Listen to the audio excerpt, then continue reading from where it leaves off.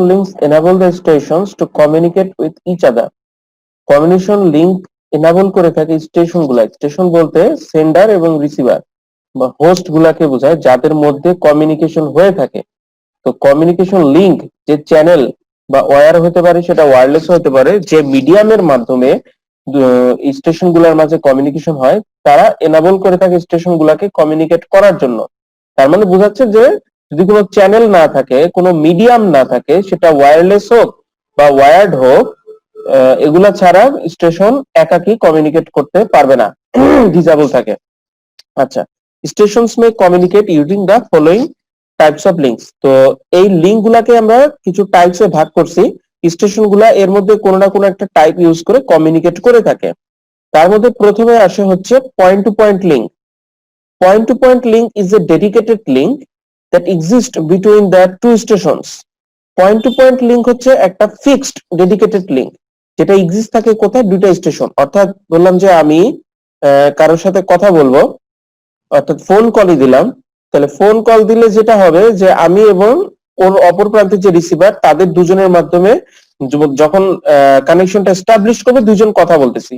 কথা বলার মাঝে যদি চিন্তা করি যে আমার কোনো একটা কাজ করলো বা কেউ কিছু একটা বললো, তখন ফোনে থাকা অবস্থায় অপর প্রান্তে যে মানুষটা থাকে বলে থাকে যে 2 মিনিট হোল্ড করেন, তারপরে আমি আবার কথা বলতেছি। এই যে 2 মিনিট বললাম যে একটু ওয়েট, এই 2 মিনিটে কিন্তু অন্য কেউ আর কমিউনিকেট করে রিসিভারের সাথে কিন্তু কথা বলতে পারতেছে না, যতক্ষণ পর্যন্ত কানেকশনটা এস্টাবলিশড আছে। এটাকেই বলা হচ্ছে পয়েন্ট টু পয়েন্ট লিংক। অর্থাৎ সেন্ডার একটা এবং রিসিভারও একটা, একের বেশি সেন্ডার হতে পারবে না, একের বেশি রিসিভারও না। এবং ডেডিকেটেড পাথ বা ডেডিকেটেড এই কানেকশন এস্টাবলিশড যে দুইটা মোবাইলের মধ্যে আছে, তারাই কিন্তু শুধু পারতেছে। The entire capacity of the link, প্রত্যেকটা চ্যানেলের বা মিডিয়ামের একটা ক্যাপাসিটি বা ব্যান্ডউইথ থাকে। যখন ইন্টারনেটে কথা বলে থাকি, যেটার মাধ্যমে হোক না কেন, তার একটা ব্যান্ডউইথ আছে। Is used for transmission between the two connected stations. তো পুরো ক্যাপাসিটিটা ইউজ হয় ডেটা ট্রান্সমিশনে ওই দুইটা পার্টিকুলার কানেক্টেড স্টেশনের জন্যই। যারা ডিসকানেক্ট আছে তারা কিন্তু ইউজ করতে পারে না সেই ক্যাপাসিটি থেকে 1%ও। Depending upon the type of channel, তো চ্যানেলের টাইপের উপরে নির্ভর করে the data flow takes place between two stations.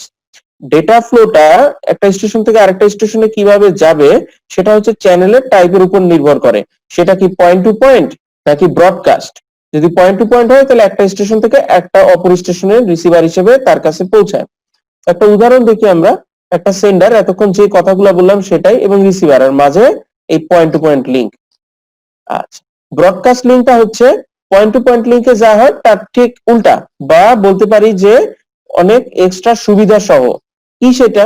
Broadcast link is a common link to which multiple stations are connected. অর্থাৎ 5 জন মিলে একটা কমিউনিকেশন মিডিয়াম শেয়ার করতে পারবে, এরকম যদি কানেকশন লিংক হয়ে থাকে, তখন সেটাকে ব্রডকাস্ট লিংক বলা হয়। অর্থাৎ একটা স্টেশন একটা মেসেজ দিল, সেই মেসেজটা হচ্ছে কি সবার কাছে চলে গেল, ব্রডকাস্ট হয়ে গেল এট এ টাইম। এই ধরনের লিংকটাকে বলা হয়ে থাকে ব্রডকাস্ট লিংক। অর্থাৎ সেখানে মাল্টিপল স্টেশন কানেক্টেড থাকে এবং লিংকটাকে শেয়ার করে থাকে। এরকম হতে পারে যে ওই লিংকে 5 জন আছে station A B C D E, এ সির সাথে কথা বলতেছে, আবার বি ডির সাথে কথা বলতেছে এট এ টাইম। এটা possible. The capacity of the link, ওই লিংকটার যে ক্যাপাসিটি, পয়েন্ট টু পয়েন্টে কি ছিল, দুইজনই একটা সেন্ডার এবং একটা রিসিভার পুরো ইন্টার ক্যাপাসিটিটাকে কনজিউম করেছিল। কিন্তু ব্রডকাস্ট লিংকে যেটা হচ্ছে, ওর কমিউনিকেশন লিংকের যে ক্যাপাসিটিটা আছে সেটা শেয়ার্ড হয়ে যাচ্ছে মাল্টিপল কানেক্টেড স্টেশনের মাঝে। এক্সাম্পল, যেমন এখানে 1টা 2টা 3টা 4টা আছে, এগুলো কি বাস টপোলজিতে। এই টপোলজির ভিতরে এটা হচ্ছে কি আমার কমিউনিকেশন লিংক, যেটা কমন, এবং এখানে হচ্ছে কি ব্রডকাস্ট হয়, এবং এই লিংকের মাধ্যমে হচ্ছে জন্য লিংকটাকে ব্রডকাস্ট লিংক বলে থাকি। আচ্ছা, access control. What is access control? Access control is a mechanism that controls the access of stations to the transmission link. Access control হচ্ছে একটা মেকানিজম যার অবজেক্টিভস বা গোলটা হচ্ছে কন্ট্রোল করবে কাদেরকে? আমার যে মাল্টিপল স্টেশন একটা কমন লিংক শেয়ার করে নিজেদের মধ্যে ডেটা ট্রান্সমিট করতেছে, সেই প্রত্যেকটা স্টেশনের এই লিংককে যে তারা অ্যাক্সেস করতেছে, এই অ্যাক্সেসটাকে কন্ট্রোল করে থাকে। তো অ্যাক্সেসটাকে কেন কন্ট্রোল করবে? 5 জন মিলে করতেছে, হোয়াটস দ্য প্রবলেম? সমস্যা অবশ্যই একটা আছে, যার জন্য এই অ্যাক্সেসটাকে কন্ট্রোল করতে হয়। Broadcast links require the access control. This is because the link is shared among several station. আমাদের এই লিংকটা সেভারাল স্টেশনের মাঝে শেয়ার করা থাকে। Need of access control, to prevent the occurrence of collision or if the collision occurs to deal with it. যদি কখনো collision অকার হতে পারে এরকম যদি কোনো সম্ভাবনা থাকে তাহলে সেই কলিজনটাকে প্রিভেন্ট করা যাতে কলিজন না হয় এবং যদি কলিজনটা ঘটে যায় if collision occurs to deal with তখন সেই কলিজনটাকে রিমুভ করে হয় কলিজন হবে না তার জন্য কোনো একটা ব্যবস্থা নিবে বা যদি কলিজন হয়ে যায় তাহলে সেটাকে ডিল করে থাকে। এটা কেন হয় যে মাল্টিপল স্টেশন যখন একই ডেটা প্যাকেট পাঠায় তো দেখা গেল যে এই লিঙ্কটা শেয়ার করে এই স্টেশনটা যে ডেটা পাঠাচ্ছে সেটা এদিকে যাচ্ছে, বি স্টেশন চুপচাপ আছে, সি স্টেশন আবার কি চিন্তা করলো যে বি স্টেশনের কাছে পাঠাবে, এটা এ এটা বি এটা সি এটা ডি, এ পাঠাচ্ছে সির কাছে, সি কিন্তু জানে না যে ওর কাছে কোনো ডেটা আসতেছে, ও কি করলো বির সাথে কমিউনিকেট করবে বি তে পাঠালো, তাহলে এই ডেটাটা এই পর্যায়ে যখন আসবে এটাও তো এখানে আসবে, তাহলে দুইজনের মাঝেই সিগন্যালটা কিন্তু কোলাইডেড সিগন্যাল একটা হয়ে যাবে যেটা নয়েজ সিগন্যাল এবং ভ্যালুলেস, এই সিগন্যালের কোনো ভ্যালু নাই। কিন্তু আমরা যদি এই অ্যাক্সেসটাকে কন্ট্রোল করতে পারি এমন কোন ওয়েতে যে স্টেশনটা যখন ডেটা পাঠাচ্ছে বাকি স্টেশনটা সেন্স করতে পারে যে কেউ হয়তোবা ডেটা পাঠাচ্ছে তাহলে আমাকে ওয়েটে থাকতে হবে, এখন পাঠানো যাবে না, বা সি স্টেশন যদি চিন্তা করে যে আমার কাছে আমি রিসিভার হিসেবে কোনো একটা কিছু রিসিভ করতে হবে, এ স্টেশন অলরেডি আমাকে ট্রান্সমিট করে দিছে তার ডেটাটা, তাহলে আমি সেটা নেই এর মাঝে না নেই এর মাঝে আমি কোনো ডেটা সেন্ড না করি তাহলে কিন্তু কলিজন হয় না। তো এই সমস্ত প্রবলেম গুলার জন্যই এই অ্যাক্সেস কন্ট্রোল মেকানিজমটা আসে যাতে দুইটা সিগন্যাল একে অপরের সাথে মিক্সড হয়ে সিগন্যালটা নষ্ট না হয়, কারণ একটা সিগন্যাল যদি নষ্ট হয় তুমি ডেটা প্যাকেটটা পাঠাচ্ছি আমরা সেই ডেটা প্যাকেটটা পাঠানোর জন্য আমাদের একটা ব্যান্ডউইথ ইউজ করতে হচ্ছে, সেই ব্যান্ডউইথটাও কিন্তু নষ্ট হবে আমাদের। আচ্ছা, consider station, multiple stations place the data packets on the link and starts transmission সিমultaneously। এই স্টেশন পাঠাচ্ছে ডি স্টেশনও পাঠাচ্ছে, দুটোর মুভমেন্ট কিন্তু এক, তাহলে এখন কি হতে পারে such a situation gives rise to a collision among the data packets। এইরকম সিচুয়েশনই কলিশন ঘটার সম্ভাবনাকে জাগায় দেয়। collision of data packets causes the data to get corrupt এবং কলিশন যদি ঘটে ডেটা প্যাকেট গুলার মাঝে তখন করাপশন তৈরি হয়। ডেটা করাপ্ট বলতে এটা তো বাইনারি বিট আকারে যায় 0100, দেখা যাবে যে কোনো একটা বিট চেঞ্জ হয়ে গেছে, এরকম বিট চেঞ্জ হয়ে যাওয়া মানেই হচ্ছে সেটা করাপ্টেড হয়ে যাওয়া। আচ্ছা, এবং এখানে সেই সিনারিটাই দেওয়া হয়েছে two stations A and D starts transmitting the data packets simultaneously, this station gives rise to a collision between the data packets transmitted by them, thus to prevent the collision or to deal with it access control। এইরকম scenery যখন তৈরি হয় তখনই access control গুলো আমাদের দরকার পড়ে। পরীক্ষা অনেক সময় জিজ্ঞেস করা হয় ভাইভাতে যে অ্যাক্সেস কন্ট্রোলটা বলতে কি বোঝানো হয় এবং অ্যাক্সেস কন্ট্রোল মেথড আসলে আমাদের কেন প্রয়োজন হয়, তখন এই সিনারিওটা উদাহরণ সহকারে বললেই এনাফ। আচ্ছা, এবার আমরা জানবো যে অ্যাক্সেস কন্ট্রোল মেথড গুলা আসলে কোনগুলা যেগুলো আমাদেরকে এই কলিজন প্রিভেন্ট করতে বা কলিজন যদি আমরা ডিটেক্ট করি সেটাকে ডিল করতে সহায়তা করে থাকে। Access control methods are the methods used for providing access control, they prevent the collision, deal with it and ensure smooth flow of traffic on the network। আচ্ছা, যেটা এতক্ষণ বললাম they are implemented at the data link layer। এটা একটা খুব important question যে OSI reference মডেলের যে 7টা লেয়ার আছে তার মধ্যে কোন লেয়ারে আমরা অ্যাক্সেস কন্ট্রোল মেথডটাকে ইমপ্লিমেন্ট করে থাকি smooth flow of traffic on the network এই উদ্দেশ্যে, তখন বলতে হবে যে ডেটা লিংক লেয়ার। এই নামটা অবশ্যই মনে রাখতে হবে যে কোন লেয়ারে এটা হয়ে থাকে, এটা কোশ্চেন করা হতে পারে ভাই ভাই। আচ্ছা, various access control methods are used. তো এই অ্যাক্সেস কন্ট্রোল মেথড অনেক রকমের আছে, time division multiplexing, polling, CSMS CD, token passing, অ্যালোহা।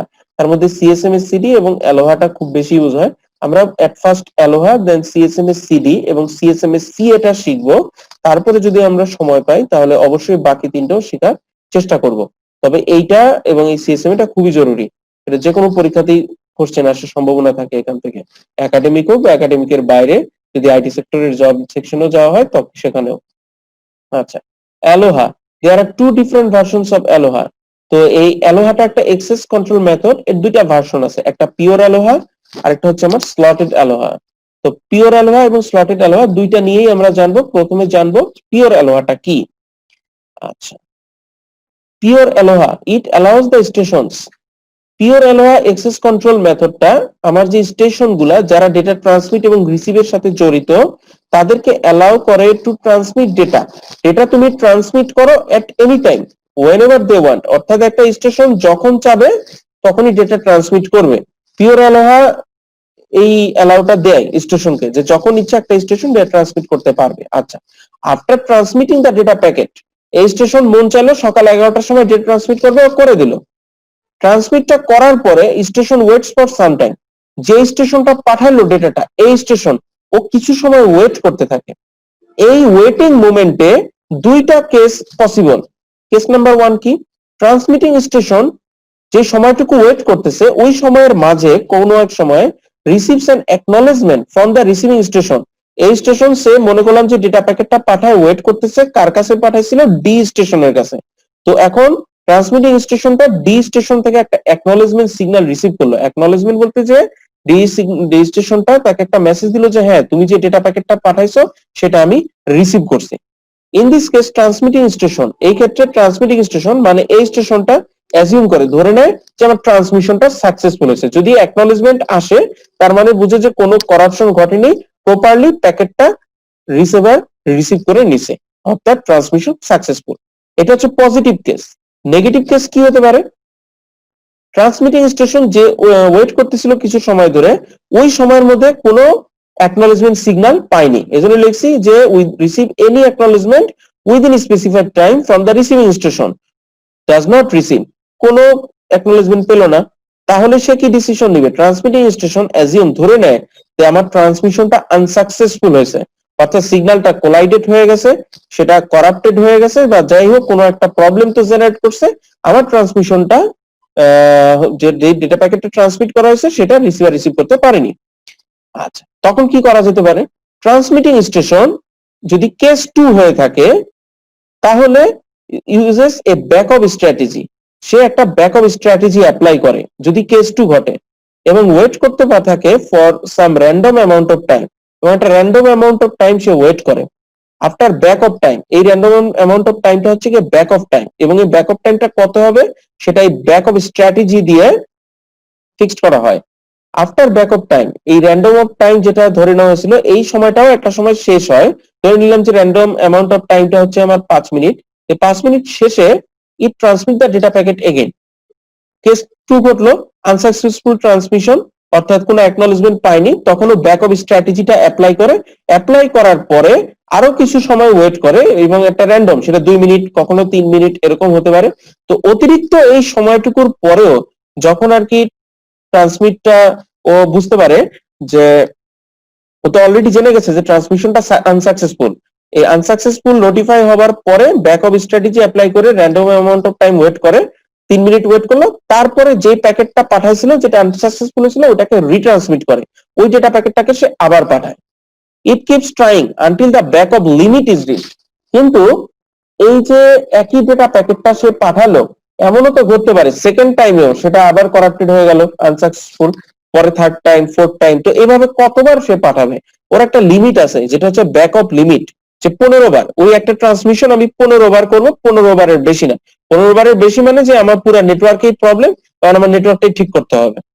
It keeps trying until the back off time is reached, এবং ওই নির্দিষ্ট সংখ্যক যে 15 বা 16 বার ওটা যখন পৌঁছানো যায় এবং এটা অতিক্রম করে যায় যে 15 বারের বেশি 16 হয়ে গেছে, তখন ইট অ্যাবর্টস দ্য ট্রান্সমিশন, ওই ট্রান্সমিশনটাকে অ্যাবর্ট করে দেওয়া হয়। আচ্ছা, তো এটা ছিল পিওর অ্যালোহা। তো পিওর অ্যালোহার পরে যে এফিসিয়েন্সিটা আসে সেটা আমরা এখন দেখবো। তো পিওর অ্যালোহার এই জায়গায় হচ্ছে কি ইটা সমান আমরা কি দিছি, G multiplication e to the power 2g, where g হচ্ছে number of stations willing to transmit. আচ্ছা, যদি এফিসিয়েন্সি বের করতে হয়, এফিসিয়েন্সিকে আমরা শিখে আসি যে ইটা দ্বারা রিপ্রেজেন্ট করে, এবং এখানে জি বলতে আসলে বোঝাচ্ছে যে কতগুলা স্টেশন ট্রান্সমিশনে অংশগ্রহণ করছিল, উইলিং টু ট্রান্সমিট, অর্থাৎ আমার নেটওয়ার্কটা কতগুলা বা কমিউনিকেশন লিংকে কতগুলা নেটওয়ার্ক প্রেজেন্ট আছে। আচ্ছা, আরেকটা কোশ্চেন হতে পারে যে পয়েন্ট টু পয়েন্ট নাকি ব্রডকাস্ট, কার জন্য আসলে অ্যাক্সেস কন্ট্রোল দরকার হয়, তখন কিন্তু বলতে হবে ব্রডকাস্ট। এই যা যা মেথড গুলো আমরা শিখতেছি সব ব্রডকাস্ট লিংক যেখানে আছে সেখানেই কিন্তু। আচ্ছা, তো এটা হচ্ছে কি ইফিসিয়েন্সি, আর তার সাথে হচ্ছে কি এখানে -2g আছে। এই -2gটার কারণ হচ্ছে গিয়ে ভালনারেবল টাইম। ভালনারেবল শব্দের মানে হচ্ছে যে একটা দুর্বল সময়, অর্থাৎ এটা এমন একটা টাইম, অর্থাৎ কতটুকু সময়ে, একটা সময় ধরে নেওয়া হয় সর্বোচ্চ যে সময় পর্যন্ত কলিশন ঘটার সম্ভাবনাটা থাকে। এটা আরেকটু উদাহরণ দিয়ে আমি বুঝাই, এটা ভালো মতো মনে রাখতে হবে। পরীক্ষা অনেক সময় জিজ্ঞেস করা হয় যে ভালনারেবল অ্যামাউন্ট অফ টাইমটা পিওর অ্যালোহার জন্য কত। সেটা তো খুব সহজ, ভিটি সমান 2 টাইমস অফ ট্রান্সমিশন টাইম। যদি বলা হয় যে এই 2 টাইমস অফ ট্রান্সমিশন টাইমটা আসলে কেন, তখন যে ব্যাখ্যাটা দিতে হবে সেটা আমি বলে দিচ্ছি। যে একটা স্টেশন চিন্তা করলাম যে তার হচ্ছে গিয়ে 10 মিলি সেকেন্ড লাগে রিসিভারের কাছে ডেটা প্যাকেটটা পৌঁছাতে। সে ট্রান্সমিট শুরু করলো 1 সেকেন্ড, 2 সেকেন্ড, 3 সেকেন্ড।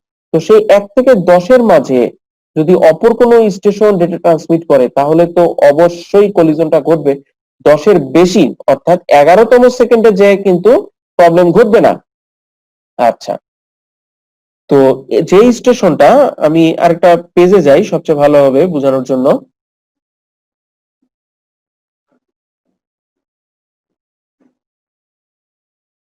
ধরলাম আমার একটা স্টেশন হচ্ছে স্টেশন এস, এস স্টেশন, এইটুকু হচ্ছে কি আমার 10 সেকেন্ড, 10 মিলি সেকেন্ড ধরলাম। আচ্ছা, তো 10 মিলি সেকেন্ডের ক্ষেত্রে এই 10 মিলি সেকেন্ডে, তার মানে এগুলাকে ঘর যদি কাটি ছোট, এটা 1, এটা 2, এটা 3, এটা 4, এরকম করে করে 10 পর্যন্ত আছে। তো অপর একটা স্টেশন ধরলাম যে টি স্টেশন। টি স্টেশনটা চিন্তা করলো কি, যে এখান থেকে যাত্রা শুরু করবে, তাহলে 1, 2, 3, 4, এই 4 সেকেন্ডে তো অলরেডি ডেটা ট্রান্সমিশন হচ্ছে, এস স্টেশন করতেছে। যদি টি করে ফেলে তাহলে কিন্তু কলিজন ঘটবে। আচ্ছা, তার মানে এই 10 সেকেন্ডের মধ্যে কিন্তু আর করা যাচ্ছে না। যখন এই টি স্টেশনটা 11তম সেকেন্ড পৌঁছে গেছে তারপরে করবে, তখন হচ্ছে কি নতুন একটা ডেটা ট্রান্সমিশন ঘটলো এখান থেকে, তখন কিন্তু কোনো সমস্যা নাই। আচ্ছা, তার মানে ট্রান্সমিশন টাইমটা 10 সেকেন্ড, কিন্তু এস এর আগেও তো এই স্টেশনটা যেখান থেকে পাঠাচ্ছে ওই তো প্রথম না, ওর আগেও তো কেউ ডেটা ট্রান্সমিট করতে পারে। দেখা গেল যে এখানে ডেটা ট্রান্সমিট হচ্ছে, ওর 10 মিলি সেকেন্ডই লাগে। তাহলে 1, 2, 3, 4, 5, 6, 7, 8, 9, 10তম সেকেন্ডে শেষ হচ্ছে, এবং এস এরও এই 10তম সেকেন্ডে 1 সেকেন্ড শুরু হচ্ছে, কোনো কিন্তু গ্যাপ নাই। এই যে গ্যাপ নাই, তাহলে এস এর আগে যে স্টেশনটার প্যাকেট ট্রান্সমিট করছে, সেই প্যাকেটের সাথে এস যে ডেটা প্যাকেটটা ট্রান্সমিট করতেছে সেটারও কিন্তু একটা কোলাইড করতে পারে। তাহলে ভালনারেবল টাইম বা পসিবল টাইম কলিশন ঘটার ম্যাক্সিমাম কত? এইদিকে 10, এইদিকে 10। তাহলে আমার ট্রান্সমিশন টাইমের যদি 2 টাইমস হয়, অর্থাৎ যে কোনো স্টেশন যদি 2 টাইমস অফ ট্রান্সমিশন টাইমের পরে ট্রান্সমিট করে, তাহলে কিন্তু আর কলিশন ঘটার সম্ভাবনাটা থাকে না। তো এটাই হচ্ছে গিয়ে ভালনারেবল টাইমের ব্যাখ্যা। যদি কোশ্চেন করে ভালনারেবল টাইমটা কত, তাহলে বলতে হবে যে ট্রান্সমিশন টাইমের দ্বিগুণ। যদি কোশ্চেন করে যে কেন 2 টাইমস, তখন বলতে হবে যে একটা স্টেশন অ্যাজিউম করলাম যে 10 মিলি সেকেন্ড লাগে, এর মাঝে যদি কোনো স্টেশন ডেটা প্যাকেট ট্রান্সমিট করতে চায় তাহলে তো অবশ্যই কলিশন ঘটবে। কিন্তু যে স্টেশনটা 10 মিলি সেকেন্ড ধরে ডেটা ট্রান্সমিট করতেছে, তার আগেও তো কেউ 10 মিলি সেকেন্ডের জন্য করতে পারে। ধরলাম যে এক্স, সেই স্টেশনটা, এক্স স্টেশনের 10 মিলি সেকেন্ড এবং এস স্টেশনের 1 মিলি সেকেন্ড যদি মিলিত হয়, দুইজনের মাঝে যদি কোনো গ্যাপ না থাকে, তখন তাদের মাঝে কলিশন ঘটবে। সো সবচেয়ে ভালো হয় যদি ট্রান্সমিশন টাইম পরের 10 মিলি সেকেন্ড এবং আগের 10 মিলি সেকেন্ড, এদিকে 10, এদিকে 10, 10, 10, 20, অর্থাৎ ট্রান্সমিশন টাইমের 2 টাইমস এর বেশি হয়, তখন আর কলিশনটা ঘটে না। তো এটা যদি জিজ্ঞেস করে ব্যাখ্যাটা এইভাবে দিতে হবে। আচ্ছা,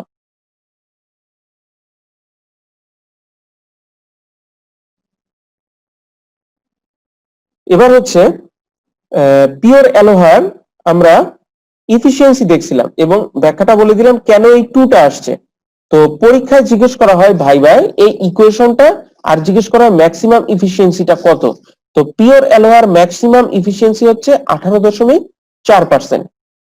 তো maximum efficiency of pure ALOHA is very less due to large number of collisions. এইখানে কলিশন ঘটার সম্ভাবনা কিন্তু অনেক বেশি, আর সেই জন্য ওর ইফিসিয়েন্সিটা কম হয়ে থাকে। তো যদি জিজ্ঞেস করা হয় যে 100 কিলোবাইট ডেটা পাঠাবো, এক্সেস মেথড হচ্ছে কি আমার পিওর অ্যালোহা, তাহলে আমি কত পার্সেন্ট সেফলি পাঠাতে পারবো, তখন বলতে হবে 100 কিলোবাইটের মধ্যে 18.4% ডেটা আনকরাপ্টেড, অর্থাৎ প্রপারলি যাবে, এবং বাকি ডেটাটা হচ্ছে কলিশন ঘটার সম্ভাবনা আছে জন্য করাপ্টেড হয়ে যেতে পারে। তাহলে ঠিক মতো পাঠাতে পারবো কত? 18.4। তো 18.4 এর ক্যালকুলেশনটা কিভাবে হয়েছে? ইফিসিয়েন্সি ইটা সমান জি ই টু দি পাওয়ার -2g, এটা হচ্ছে ইফিসিয়েন্সির সূত্র। জি এর পরিচয়টা আমরা দিয়ে দিলাম। তো ম্যাক্সিমাম এফিসিয়েন্সি বের করতে গেলে আমাদেরকে কি করতে হবে? হ্যাঁ বলেন। আচ্ছা, রুমে কেউ নাই? রুমে কেউ নাই? আচ্ছা ঠিক আছে, যান, আমি আসতেছি। আপনি তাহলে জাস্ট একটু হ্যাশবলটা চাপায় যান। আচ্ছা, তো এফিসিয়েন্সি হচ্ছে G multiplication e to the power minus two G. তাহলে এখান থেকে যদি ম্যাক্সিমাম এফিসিয়েন্সি চাই, তাহলে ম্যাক্সিমামের ক্ষেত্রে আমরা যেটা জানি সেটাকে কি করতে হবে, আমাকে ডেরিভেটিভ করতে হবে। ডেরিভেটিভটা আমি করব, তো ডেরিভেটিভ কার সাপেক্ষে করব? জির সাপেক্ষে। So d eta by DG.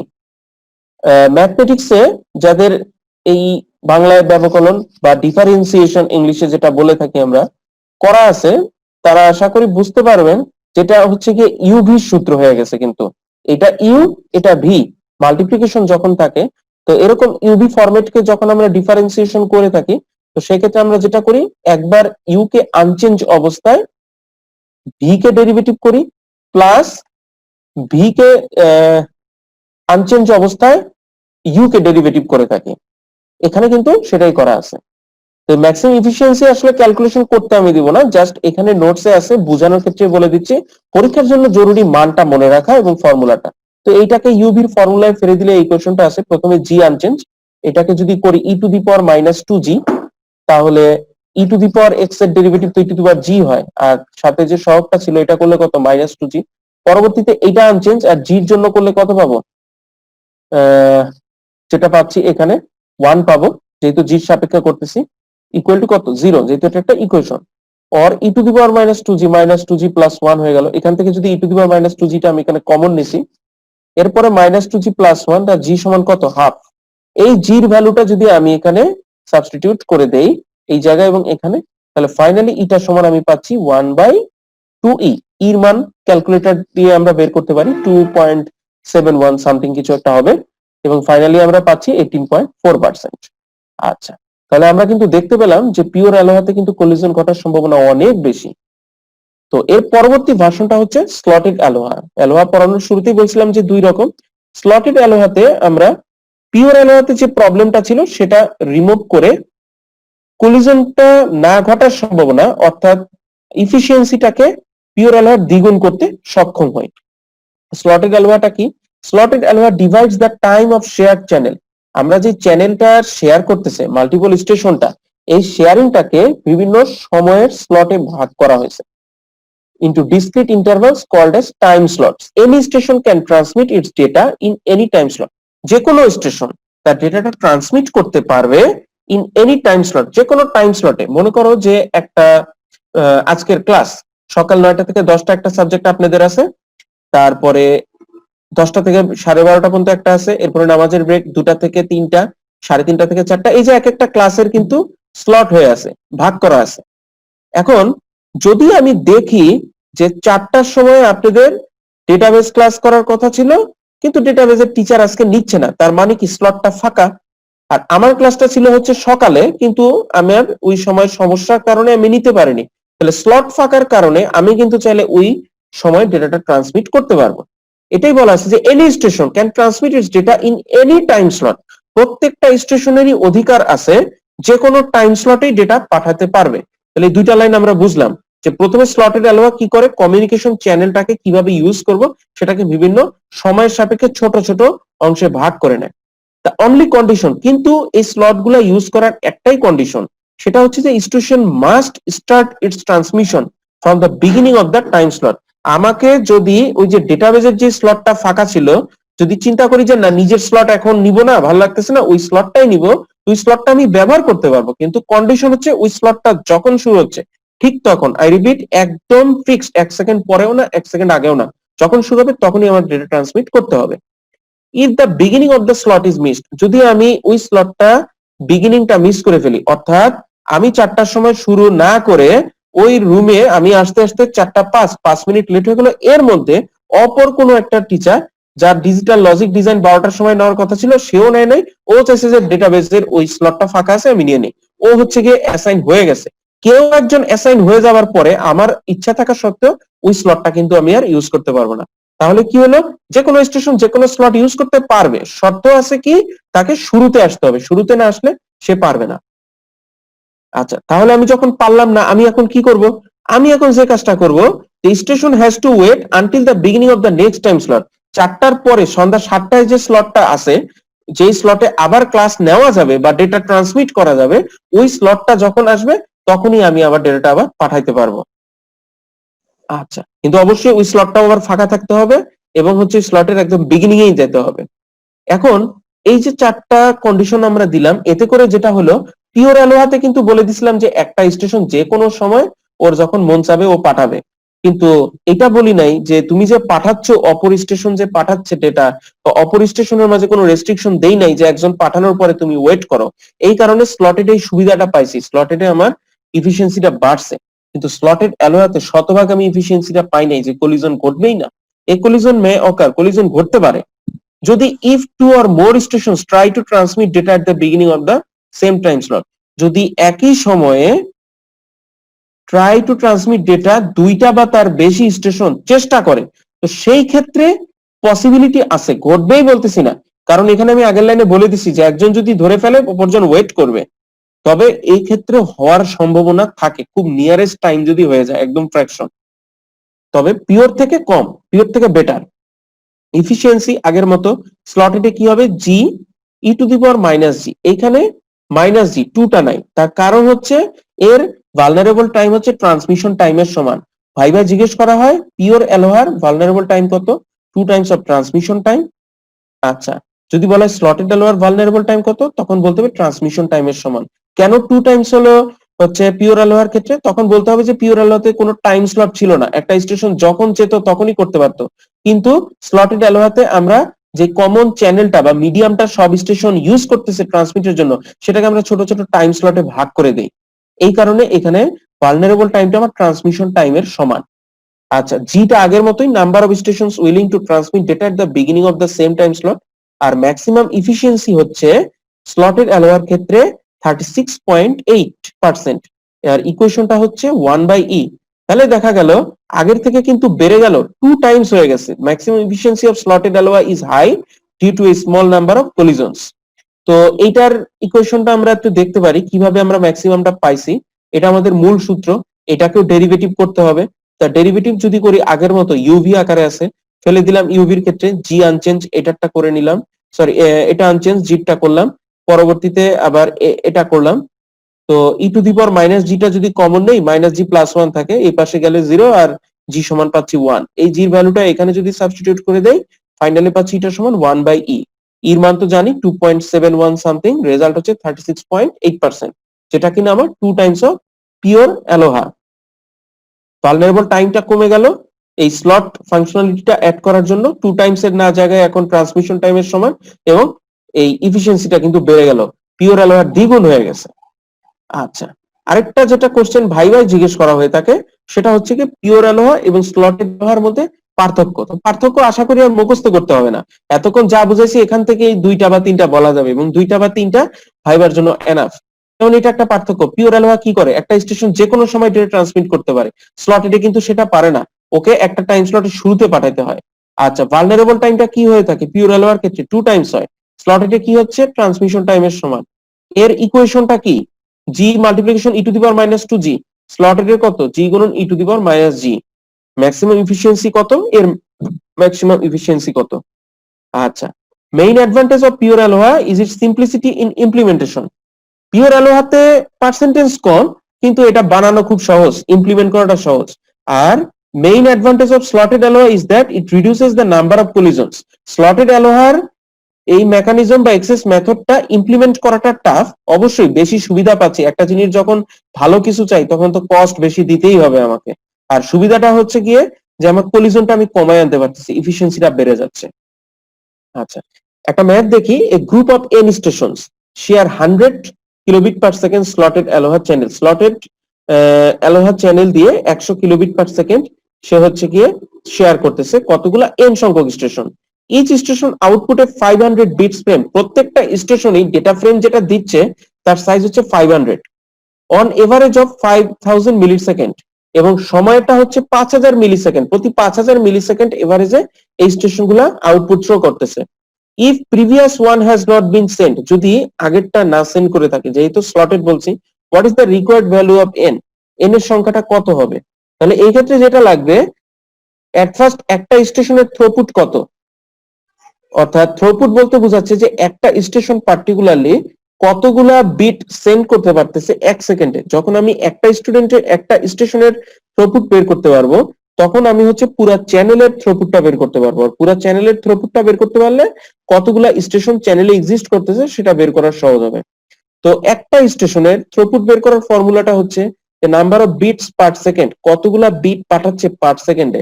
আমরা কিন্তু এখানে বলে দিছে যে 500 বিটস পাঠাচ্ছে, কত এভারেজ কত মিলি সেকেন্ড, 5000 মিলি সেকেন্ডে 500 করে যাচ্ছে। তাহলে এটাকে যদি আমরা ডিভাইড করি আমরা কি পাবো, এক সেকেন্ডে কতগুলা বিট যাচ্ছে, 500 বিট যায় 5000-এ, তাহলে এক সেকেন্ডে যদি আমরা ডিভাইড করি 100 বিট পার সেকেন্ডে 100 বিট করে যায়। তাহলে একটা স্টেশন এক সেকেন্ডে 100 বিট ডেটা পাঠাতে পারতেছে। এটা হচ্ছে কি একটা স্টেশনের থ্রুপুট। যদি একটা গোটা চ্যানেলের থ্রুপুটটা আমি চাই, তাহলে যেটা লাগবে আমার ইফিসিয়েন্সিটা লাগবে এবং সেই গোটা চ্যানেলের ব্যান্ডউইথটা লাগবে। দুটার মাল্টিপ্লিকেশন করলে দুটো চ্যানেল এক পুরো স্টেশনের থ্রুপুট পাওয়া যায়।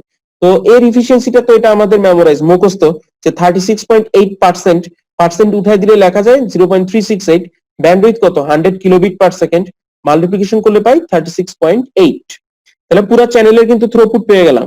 এবার টোটাল নাম্বার অফ স্টেশনটা খুব ইজিলি হবে, থ্রুপুট অফ স্লটেড অ্যালোহা যেটা বের করলাম সমান নাম্বার অফ স্টেশন গুণন থ্রুপুট অফ ইচ স্টেশন, এই যে থ্রুপুট অফ ইচ স্টেশন বের করলাম। এই ইকুয়েশন থেকে ডান বাম করে যে ভ্যালুগুলো সাবস্টিটিউট করার দরকার করলাম, টোটাল নাম্বার অফ স্টেশন তো এন, এটা জানি না, তাহলে এই যে মান বসাই দিয়ে এই লাইনটা থেকে কিন্তু এন এর ভ্যালু বের করা যায়। জাস্ট এটা দিয়ে ভাগ করলে এন এর ভ্যালু আসলে 368, অর্থাৎ টোটাল 368টা। তো এরকম ছোটখাটো ম্যাথ হয়তো বা অ্যাসাইনমেন্ট আকারে থাকবে, আর বাদ বাকি যেগুলো বললাম এগুলো ভাইবার জন্য। তো সবগুলো কোশ্চেন আশা করি বোঝা গেছে।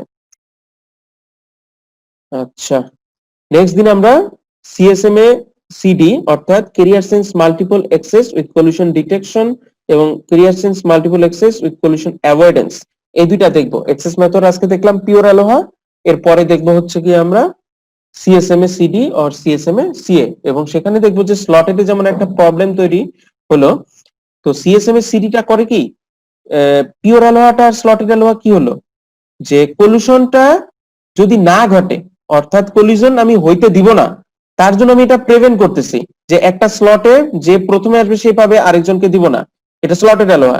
আর সিএসএমএ সিডিটা হচ্ছে কলিশন ঘটবে, ঘটার পরে কে কলিশনটা ঘটাইলো সেটা ডিটেক্ট করার জন্য হচ্ছে গিয়ে সিএসএমএ সিডি অর্থাৎ কলিশন ডিটেকশন। আর সিএসএমএ সিএটা হচ্ছে গিয়ে সে এক্সেস মেথড, ওটাকে অ্যাভয়েড করে, কলিশনটাকে আমি কিভাবে অ্যাভয়েড করে পরবর্তী ধাপে আমি যেতে পারি। একটা হচ্ছে অ্যাভয়েড, একটা হচ্ছে ডিটেক্ট, আর একটা হচ্ছে প্রিভেন্ট। আজকে আমরা শিখলাম কলিশন কিভাবে প্রিভেন্ট করা যায়, আর নেক্সট ক্লাসে আমরা দেখবো যে কলিশন যদি হয়ে যায় তাহলে কোথায় হয়েছে, কে দায়ী এর জন্য, সেটাকে ডিটেক্ট করব, এটা একটা শিখবো। আরেকটা হচ্ছে কি কলিশনটাকে কিভাবে অ্যাভয়েড করা যায়, সে অ্যাভয়েডেন্স করাটা শিখবো। আচ্ছা, কেউ কারো যদি কিছু বলার থাকে তাহলে বলা যায়। ক্লাস আপাতত আজকে করছি। পিডিএফ ফাইলটা স্যার দিবেন কি? পিডিএফ ফাইলটা গ্রুপে দেওয়া আছে, অর্থাৎ গুগল ক্লাসরুমে, ওখান থেকে নিয়ে নিতে হবে, ভিডিও আছে।